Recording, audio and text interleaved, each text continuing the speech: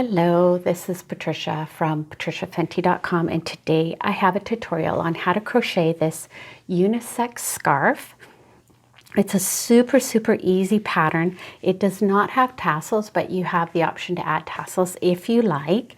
And for this pattern for an adult, I'm using a Lion brand yarn, and one ball of yarn wasn't enough to make the scarf, so I'm using 2 balls of yarn, and there is enough yarn left over to make a beanie, and I do have a tutorial for this beanie as well, and there's even enough yarn to make mittens if you like. So there'll be a written blog post in the description box below the video. Click on ... more, and there will be a link to the beanie pattern as well as more information that you'll need for the scarf pattern. So let's get started. So for this project, I am using the Lion brand Mandala Ombre yarn. It's an acrylic yarn, number 4 medium weight yarn. This ball is 5.3 ounces or 344 yards. And this color is Harmony. And I chose this color for a unisex scarf because I thought the denim tones were really nice for that purpose. Now, they're calling this a number 4 medium weight yarn. I would say it's on the fine side of a number 4. If you compare this to a Bernat Premium, the Bernat Premium is a little more chunky. So if you choose to use a different yarn, your stitch count might be a wee bit different. Now, this volume of yarn makes the scarf 6.5 inches wide and 60 inches long. So that would be fine for a child scarf, but if you're wanting to make an adult scarf, you're going to need more than 1 ball.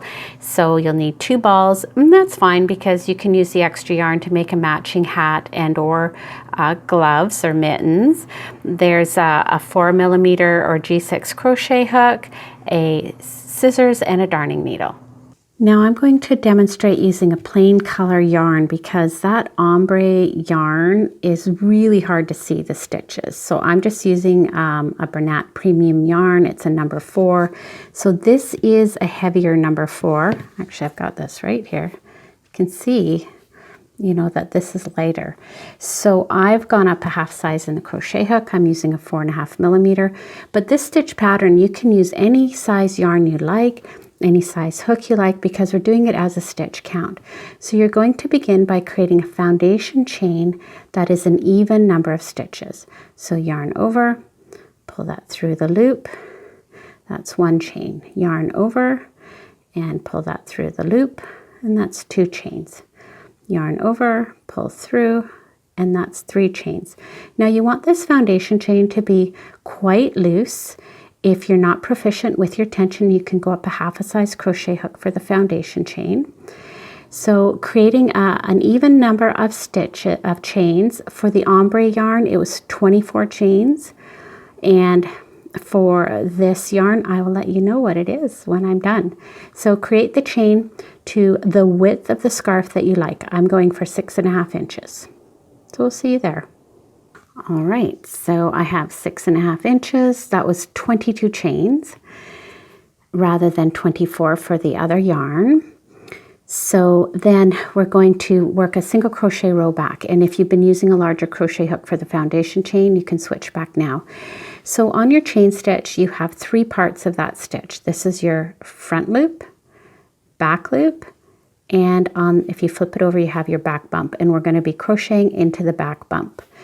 So you have your even number of stitches. You're going to do another chain. That's your turning chain. Turn your work over, and not the turning chain, but the next one. You're going to go into that back bump. Put your hook under there, yarn over, pull the yarn through, yarn over, pull through 2 loops, and that's a single crochet. Going into the next back bump, picking up the 1 loop, yarn over, pull through, yarn over, pull through the 2 loops, and you're going to single crochet back along that chain stitch. Oh, I've got some big light coming in here. And when you get to the end of this first row, you are going to have the same number of chains that your foundation chain was. So for this one, it'll be 22, and with the ombre yarn, it'll be 24, or whatever your even number of stitches are. If you're using like a bulky or yarn, you may only have 16 stitches or something. So go ahead and carry on with this first row, and I'll see you at the end. Now coming to the end of row 1, making sure to get that last single crochet, and you can count your stitches to make sure you're on count. Going to turn your work, and this is the beginning of the pattern repeat. So chain 3, and you'll have your chains 1, 2, 3, and then you'll have the stitch that's coming out of, that's your first single crochet. You're going to skip that and into the second single crochet, yarn over, go under both loops of that single crochet, pull the yarn through, you'll have 3 loops on your hook. Yarn over, pull through 2 loops. Yarn over, go back into that same stitch, pull the yarn through, you'll have 4 loops on your hook, yarn over, pull through 2 loops.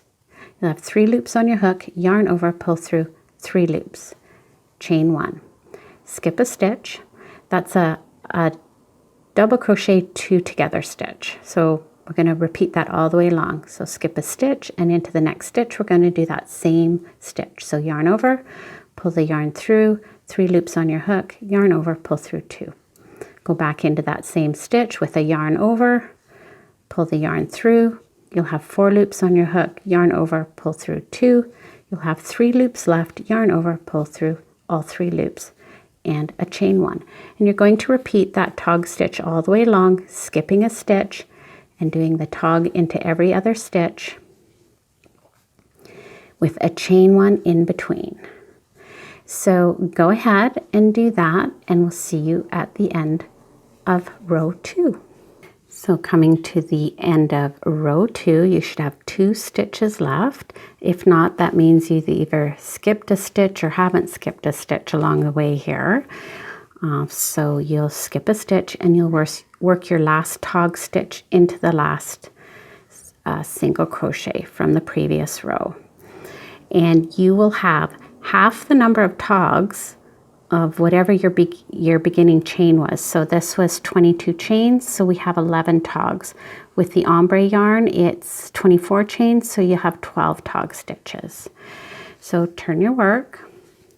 Now we're beginning row 3, so chain 1, and not into your turning chain, but into the very next stitch, going under both loops.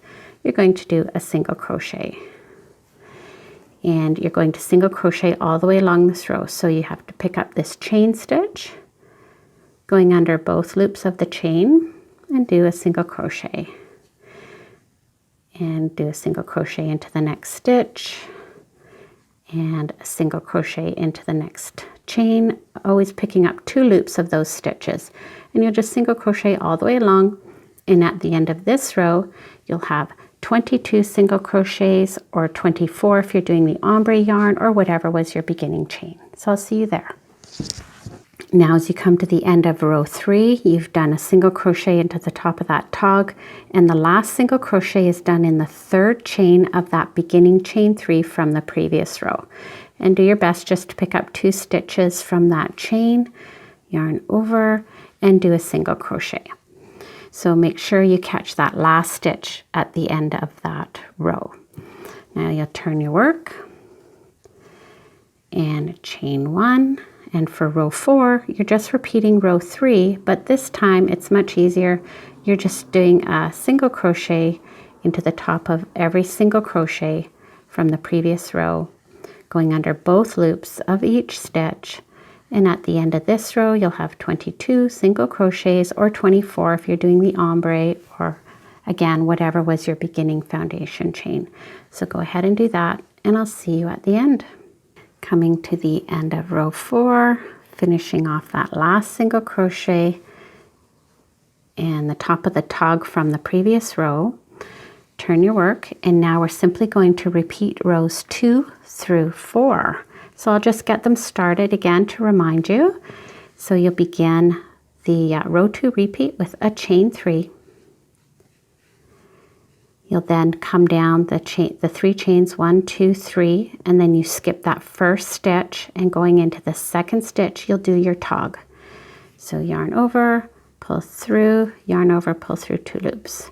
Yarn over, back into that same stitch. You'll have 4 loops on your hook, yarn over, pull through, 3 loops on your hook, yarn over, pull through all 3 loops and a chain 1. Skip a stitch and work your next tog. So you're going to do a row of togs and 2 rows of single crochet, and that's the pattern repeat. But I'll see you at the end of this row, and I'll go through the those rows again just to give you a reminder. So we'll see you there. All right, coming to the end of row 5, which is the row 2 repeat.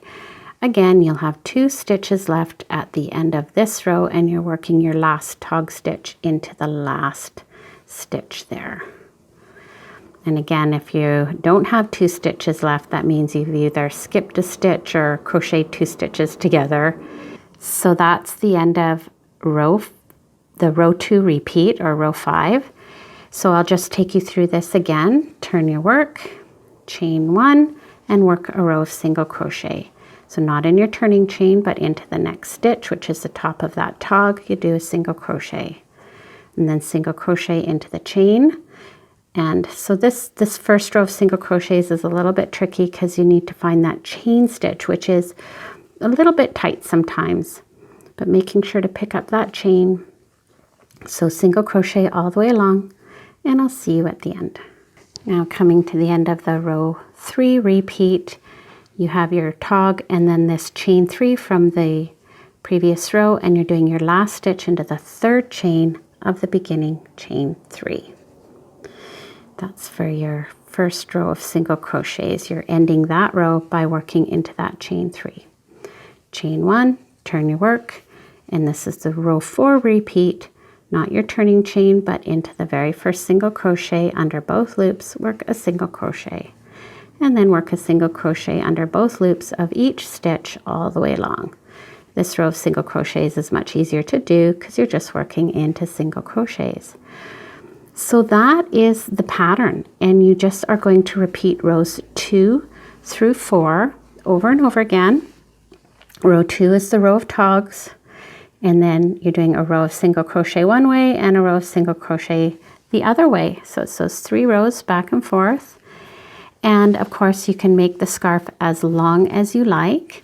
So I'm going to carry on with this color actually and show you how the pattern looks, because the pattern itself doesn't show up very well with the ombre yarn.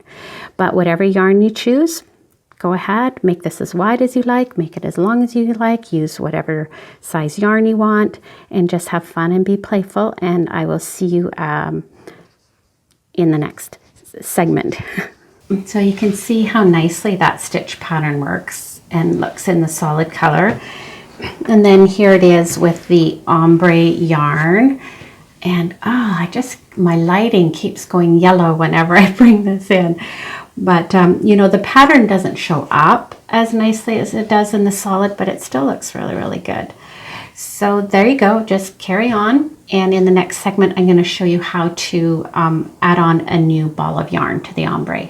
Now, if you're using a self-striping yarn like this Mandala ombre yarn, and you get to the end of the ball, you have 2 choices. You can either just continue with the next ball of yarn and just pick up wherever the new ball of yarn, the color starts, the self-striping starts, or you can pull the yarn out from the center until you match up to where the variegation color is turning out. So you can see here, this is the very darkest part near the end of this ball, and then it's starting to move into the lighter shades. So when I started this scarf, it started at the very darkest part, just a few rows of that, and then it started to variegate. So I'm about here in this ball. So, you know, it's up to you if you want to try to match up the variegation or not. I am going to try to match that up, and then I'll come back and show you how to join on a new ball of yarn. All right, so here's how much I pulled out of the center of the ball to get to where I think the self-striping color is. I have no idea how much it is, but you know, it's a fair amount. So once you start to come to the end of your tail, you're going to join on your new ball. And I'm in the tog stitches here, so that's perfect. So you're going to begin your stitch, and When you get to the last part of the stitch, ooh, I just have just barely enough. And whether it's a single crochet or whether it's on this tog, in the last part of the stitch, you're going to leave those. In a single crochet, it would be 2 loops on your hook. Here we have 3 loops on the hook. You bring in your new piece of yarn, and you're just going to pull that through. And in this case, you'll just pull that snug, do a chain 1, and then you'll just tuck those tails in behind and carry on with your crocheting. And it's as easy as that. And then you just go ahead and darn in your tail ends whenever you like. And so, whoops. So on the tog, they'll be just like that. And just go ahead, darn those in, or in the single crochet. And just carry on. Welcome back. So once you've made your scarf as long as you like, you can then simply fasten it off. And I made this a total of 70 inches in length because I'm not doing tassels. So the way to finish the scarf pattern off is you do your row of tog stitches and then 1 more row of single crochet. And then on your very last stitch, you're going to cut your tail, do a chain 1 to fasten off, and then darn in your tail ends. And at this point, you can be all done. And if you like, however, you can put tassels.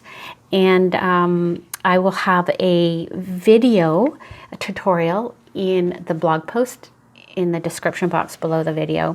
And that'll show you how to do tassels. You can go forward. I'll put a timestamp there where the tassel section is.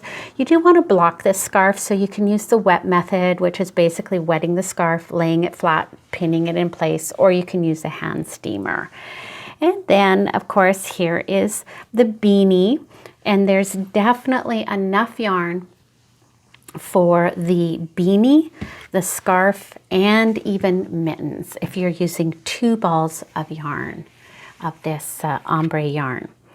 So I hope you enjoy this tutorial. Please give it a thumbs up and subscribe to my YouTube channel, and we'll see you next time.